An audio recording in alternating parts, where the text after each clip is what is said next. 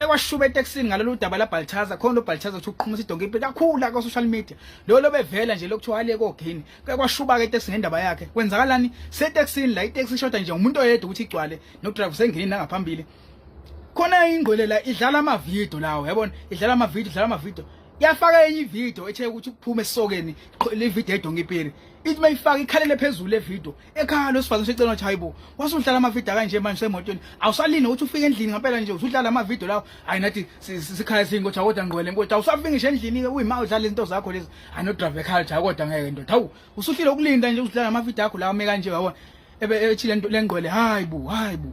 ngoba ngidlala ama video lawo ngiyasendelwa khona manje ile nto ethi uBalchaza le ethi uqhumisa kuidonki impilo ama video la kuthiwa hayibo uBalchaza lo ethi uqhumisa idonki impilo ngithi yena loyo ethi yena loyo hayi sibe sonda nesiphuthuma sobona uBalchaza lo sebabazwa kangathi uginqe 400 wabantu sike sofaka